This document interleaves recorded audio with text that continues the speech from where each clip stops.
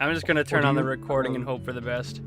Are you gonna run it, or are you just gonna bring them up? Do you want to be host? Bring it up as we go, Lee. You can run it. Run it as you do. And you know, like you do. Just go for it. Okay, hold on. I'll do the intro. I think we should start with character ideas, like Brandon said. It's kind of how we came up with our characters and things like that.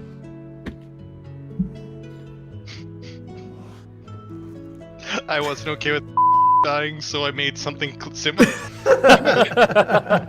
Hi, everybody. Welcome to Behold This Crit. We said it this time. Where we're doing a couple of different videos on our channel. Today, we're going to be going pretty much a campaign recap up until this point. The plan is to do these every 5 or so episodes. And we just came up with it now, about 26 or 7 episodes deep. So we're going to start now and hope for the best. Yeah, so we're going to start off with the characters, pretty much their ideas, where they came from, who they are, and then we're going to move into the kind of the recap. So I don't know how long this video will be, but we'll see in post. So yeah, let's start off with the characters, and I guess, Dave, I'll throw it to you. Cool. Wow. It took me a long time to make a character for this campaign. It really did. I bounced between class and race and name for like 3 months, I think, trying to figure this out. At first, I wanted to be. I was thinking of doing a half giant fighter. Oh, right? okay. I remember that discussion with you, trying to figure out what we you wanted actually to be. came up with a pretty interesting background for it. Lee and I were working, and we were on the way driving to Boston. We were doing a charity event at some hospital, so we had a lot of time to talk, and we actually came up with like a whole backstory for this guy. And he was gonna be like a giant from some weird island and have no idea, and it was weird. I don't remember how I got to sorcerer or tiefling at all. I think there were some backstory things that we stole from that giant, kinda, and moved towards the tiefling. There are similarities between them, you know what I mean, in terms of the story. And then sorcerer just kind of made sense with the backstory. I didn't really have an idea for my class at all at that point, because at that point I was like, a small little boy isn't gonna be a fighter. You know what I mean? So it was just kind of lost, and I became a sorcerer. I mean, and now that the kind of character fell together, I think it all makes sense. You know what I mean? Your character was a headache, man. Like, because I think you didn't have an idea for your character, like, up until a week before the, like, campaign was set to start. Fictional character. Yeah. I didn't have a character, like, actually made by then, because I was still bouncing around trying to figure out what I wanted to do. Yeah, but, you came up with some pretty cool stuff, and the cool thing I liked about Ravul was that, you know, you have enough in your backstory to be able to pull it into the world, but at the same time, you give me a lot of leeway, which is honestly the best characters for any DMs. The ones that allow the DM to kind of take, you know, a little interpretation. And the fact that he's my brother, I don't care if I screw up his character, whatever, you know, so I don't feel bad. That's a lie. I probably will, but yeah. Well, no, I totally know what you mean. And again, we can't go super into the backstory because my backstory hasn't really been revealed that much. Not yet. But the little that is there, you know, I think helps explain the attitude and the functions of who Ravul is. And once more is revealed, it will make a lot more sense to why the character is who he is. You know what I mean? So. I just think it's fun that we all latched onto the RAV4 real quick. Instantly. Man, as soon as it was said, I was like, oh man, quick, come up with something, or this is gonna stick. It's too late. It's done. This is what we do now. I think we were still at the table when we first came up with that name, but we didn't officially like brand that as our group name until we were in Corona Vision. But yeah, I had the same thought. I was like, shit. We either gotta come up with something better, like right now, and have it been said by the end of tonight's session. This is it. But it was good. I like that. It was fucking hilarious. What about you guys? What about Rich, huh? What about K-Man? Where'd he come from? Tell us about K-Man. I wrote about 4 different backstories or bullets or backstories, couldn't decide, and I remember that there was a cool conversation they had about characters from Critical Role that was like, something cool for a DM is a character that has amnesia, because the backstory can be anything, so it could just come up at any point. So I thought, oh, that's cool, I'll try that. And, it's a lot less typing, honestly. Much more just a sporadic character. Fucking Rich. Yes, get it, sporadic. I mean, that's perfectly fine, though. Like, I've made plenty of characters like that. Like, No, that is no, that is Rich's MO. Make me do all the work. What's different from Rich doing that and me writing out a couple of sentences or a full paragraph and leaving a huge as shit vague and you filling that in? Because you did it because you had a reason. Rich did it because he's freaking lazy. Well, no, like Taliesin was talking to Mercer about how it was a cool concept just to be able to be like, I'm not gonna know my backstory, you're gonna know it. I'm only going to know what my character remembers from the past 5 years. Yep. Yeah, but I also find that having too strict of a backstory limits your character, which is something that you find early on. It's like, this is it, this is my goal, and then, oh wait, I achieved my goal, but I'm only level 10 or 11. What does my character do now? And you kind of have to figure that out. So I think having that open backstory, again, whether it's just to have your DM do the work or it's actually some sort of mystery that you want to kind of unravel, I think is a great way to do it. We get to all find out together. Yeah, I think a good thing or a good point with that too is I find that a lot of people that are new to D&D, not necessarily D&D, but role-playing games, make a very thick background, and they make a very thick background, and it limits their roleplay, like you said. Correct. Something like that may be good for a great starter or learning D&D would be heavy backstory and playing Paladin, because then you're tied to it. You know what I mean? And you can learn how to play a character while also playing your backstory. But I mean, all of us have been playing long enough to this point where we want to, I don't know about Rich, clearly not, but we all like to play people with trauma or something like that, you know what I mean? Or an actual world built around them where it's not just, he was a knight raised in the capital and that's all he ever did was swing the sword against monsters, and he was a vicious warrior, and that's the backstory, right? Yes, he was Mr. McGood guy forever. That, or wicked in depth, and you can get the same story but still be tied to that shit story. If I'm being honest, absolutely. Really character as you'd like, Yeah, and I find that especially in the new characters, it's like, they killed my family and I have to seek revenge, and you go prepare get to revenge, die. and then what happens, right? Yeah, exactly. Yeah. I think K-Man is the one character that you've all had the most experience with a backstory and at the same time know the least about. Yeah. Completely agree. We know exactly as much as he also knows. Planned. Yeah. Which is super cool from my aspect, knowing the backstory. Because seeing how you guys interact with it, seeing all the subtle hints I, drop, and then seeing you guys kind of put things together, maybe, or maybe put them together in a completely wrong direction that I think's cool. It's just super awesome watching the process unfold.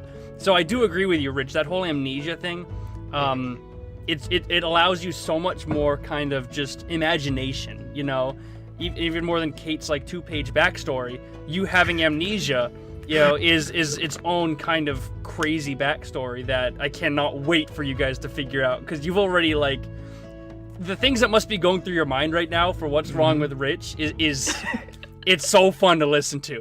We could write a book. Oh wait, the character got it. Yeah. And I wound up on Drew to the Spore because I've already done a cleric, and basically I asked, hey, can I be a necromancer? And believe it or not, a lot of DMs aren't cool with necromancers, so I looked up what else could use animate dead. Drew to the Spore. That's Rich's MO. Plus, it was super cool to be able to have a melee type druid that wasn't just always shapeshifting.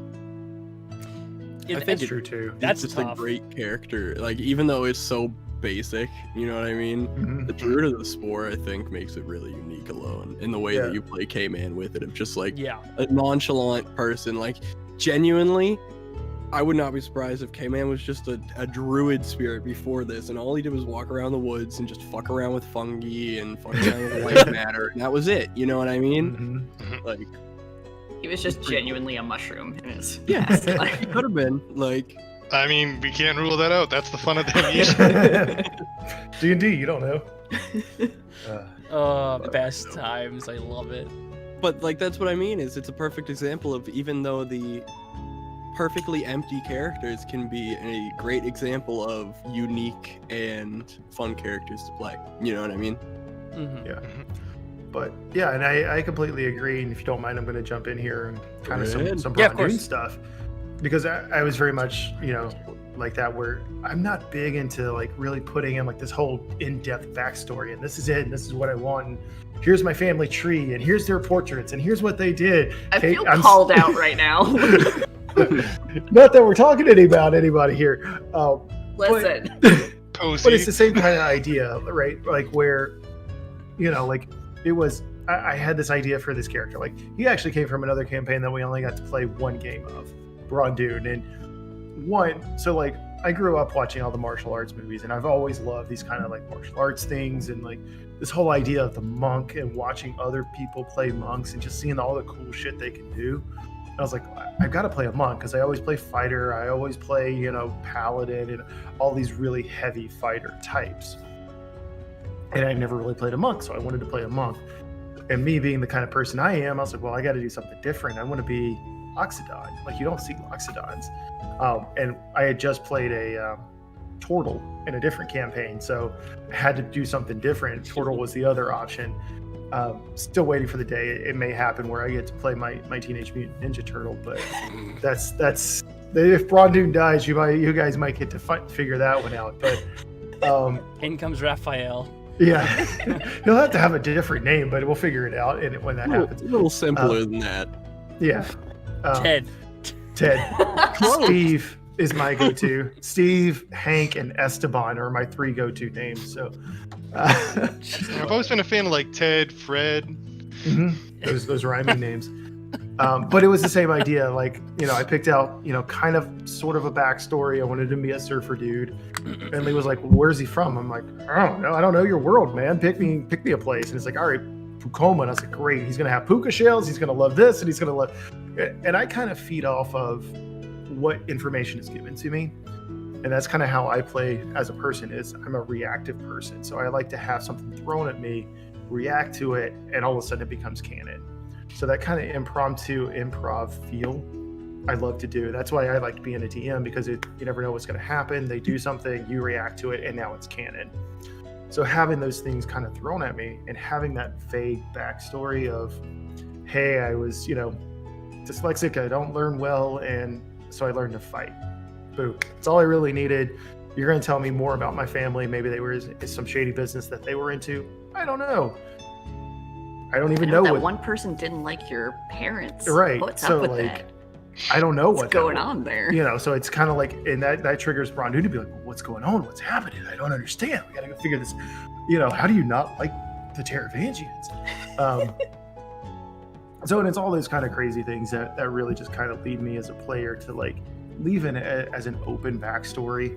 I was very excited to know that Rav was being a gray tiefling, just because now we have Gray Boys, the Gray Boy Club, the GBC guys. It's coming back. Don't worry about it. So yeah, and that's also what I live for, is to see the DM either put the face palm, the face smack, or just have to roll off screen because you can't do it. So. But yeah, Broad Dune really just kind of involved all of that, and really where he came from. Loves peanuts, because he's an elephant. Whatever other trope we can get, and as soon as I learn how to play my class fully, we'll be much better off. Yeah, that's one thing. Oh man, So, Broad Dune was, when getting your backstory, Broad Dune was, it was nice, but at the same time, I was a little worried when I initially got it, because I didn't. When I told you guys about the campaign and like the world. I gave you the backstory and stuff. I didn't give you much about the world around you. I kind of let you kind of choose like where you wanted to be from and stuff like that. So when you came back at me and I'm like, I don't know, choose where I'm from, I don't care. It kind of caught me off guard, but yeah. I don't think they've touched your backstory at all as of yet.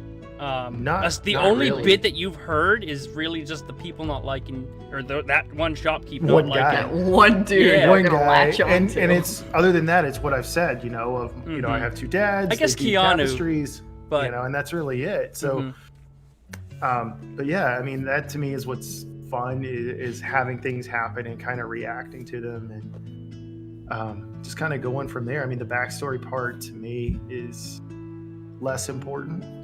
I don't know if that it's makes about sense, the story but you're telling, right? yeah, and it's, you know, and especially coming into somebody like, you know, we never played together before, so you don't know my play style. I don't really know your DM style, because those can really conflict depending on the two, and it kind of melts together. And again, playing with people I haven't really played for in the past. I mean, I played a couple of sessions with Dave and never even met Rich before we even played together, so it was kind of like, how is this all going to work? And I think it all worked well with it. That's a huge dynamic too. Like we didn't, I mean, I don't know, you guys did, but I didn't even think about the dynamic between like player DM, because I've only played with my brother, with David and Rich, and I don't know if David even knew my DM style before this, aside from me just talking. Rich is the only one that really knew how I DM'd, and those were earlier campaigns that I had run with him. So like, if you haven't noticed, I've nearly killed my players like 5 times at least in 5 separate episodes. Spoiler alert, sorry. This is the backstory part. We haven't gotten into the campaign yet. Yeah, I'm sorry. Yeah. Go ahead, Kate. You're good. No, it's fine. Keep going. No, that's it. Like, Brondoon is the kind of character that's just kind of like, you know, goes with the flow of things. Like, that's just who he is. And well, that's kind of what I was getting at earlier with K-Man's thing, is where I think K-Man and Brondoon are two in the same in that, of where they are very much go with the flow. They don't really let their backstory guide who they are. You know what I mean? Everything, they're in the moment, you know? It's where... And I think that's the good thing about having that open backstory, right? Like, some people here who have like a really intensive, crazy 2-page backstory... now that we've attacked Kate, I think she needs a chance to defend herself. Yeah, but, why don't we move it to Kate, Oh. right? Yeah. I have no words to defend myself. I'm very aware of the problem. And listen, this is how I am as a player. So for Posey, first I very much was that person, that brand new player that wrote my entire backstory. I knew every single moment from childhood of this character. I knew every moment that was important. I knew all of her trauma, and I knew what her goal was. And I very quickly figured out that once you achieve that goal, how do you care about the rest of anything else? That was in your first campaign. I was in the very first one. Yeah, yes. Not Posey necessarily, but in the other. No, campaigns. Posey. So, with all that in mind, I knew that I needed to keep the backstory. I wanted to make the backstory interesting and give her a reason to want to travel, because I think that's one of the biggest issues that some players can come up against is wanting to play in character, but getting their character to care and giving them a reason to actually go adventuring and actually getting to, like, having a reason to just kind of go in whatever direction. So giving her a reason to have to leave home and just keep doing her thing as, you know, whatever happens. That was a big deal. So I actually had played Posey in a previous game, in a Pathfinder game, but Posey was a gnome. And I learned very fast that I never want to play a gnome or a halfling, because their speed is so frustrating, especially because she was a cleric and she could never get to anyone in order to heal them. So it was a lot of other characters like literally chucking her across the battlefield. I'm like, I can't do this. Yeah, I have. I was going to say, I'm going to find the artwork while you continue to talk. So it's like, okay, I want to play Posey again, but let's change things up. One thing, I pretty much kept her personality of being the kind of like happy mom type. So I knew that I wanted to keep that. But one thing I really love playing as characters are going against the stereotypes. So like my very first character, my wizard, she was heckin' buff. She was like a +3 to strength, and there was no reason for it. That was Posey. It's the original Posey. Yep, she was in heavy armor. She's a little gnome girl. This Is was she my on a original. stool? This was my. She bard. is on a stool Yeah. because she's very short. That's awesome. And this was my emo bard from that campaign. Yep, that was her basically adopted son, emo bard. Rayaden. Rayaden. Yep. So that was Posey. I wanted to do something that was going to fight the stereotype because I just really love doing that. So I'm like, okay, well, I want to keep her super happy attitude. It's like, okay, well, let's do half orc. I love half orcs. Like that is one of my favorite races to play, or just be able to have as NPCs and just have them in the world. And I was like, okay, well, they're always kind of seen as like really aggressive, so the happy attitude will definitely go against that. And I've always joked around with Brandon about playing a really happy warlock, like just having a warlock that is just upbeat and happy to be there. And I was like, okay, cool. I'll try that. Let's try it out. And I love spellcasters too. So I knew that I wanted to play a spellcaster because a fighter, I feel like I would just get too bored with being a fighter. I really like the spell casting aspect of it. And I kept Posey's backstory the same from the Pathfinder one of her accidentally killing her husband with a mace. The only difference was that gnome one ended up getting a name for herself as, because she was so short, every time she would kill something, she would take their kneecaps. So she started getting very violent very quickly. She had an actual collection of kneecaps in her bag. And I was like, I don't really want to go that aggressive this time. Wow. I mean, we don't know that. We haven't seen Posey's backpack. I mean, you still see me kill some things, so. But yeah, so I looked up all the different warlock classes. I'm like, okay, what's the happiest patron path I could pick? And then I saw the celestial one. I'm like, this is literally perfect. I'm gonna pick the unicorn. It's gonna be, because it was just celestial. I'm like, it's gotta be a unicorn. It's gonna be rainbows. It's gonna be great. It's gonna be fantastic.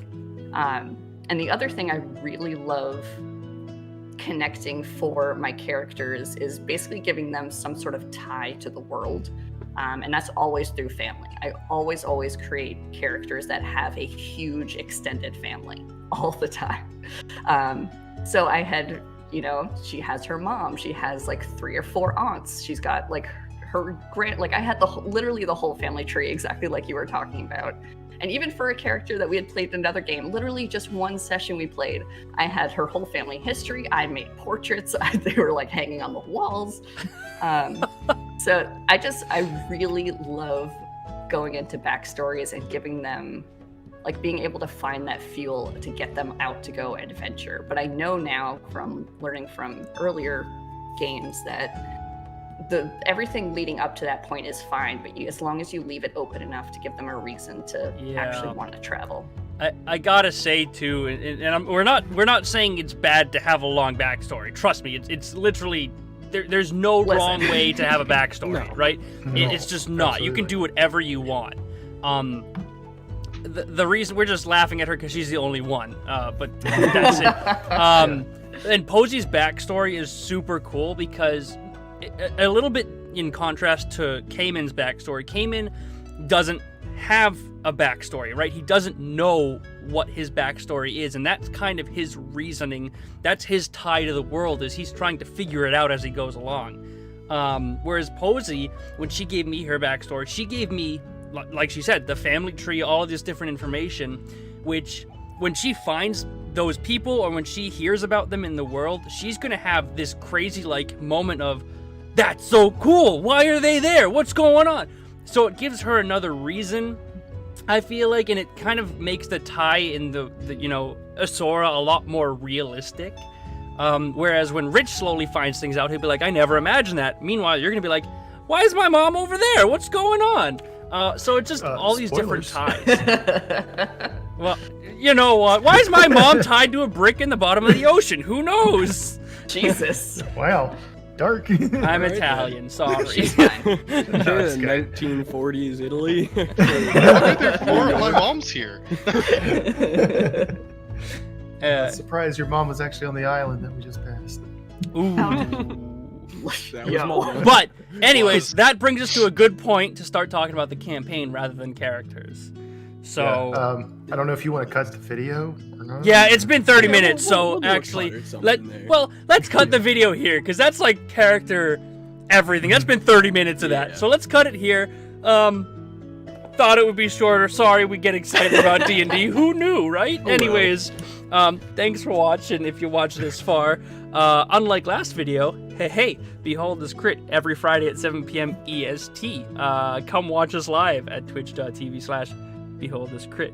Or check out the VODs here at youtube.com/some bunch of random numbers. Just the YouTube channel is called Behold This Crit. So we'll check y'all out later. I am very awkward at outros. And I'll see you later for the 17th goddamn time. Bye, everybody. Like-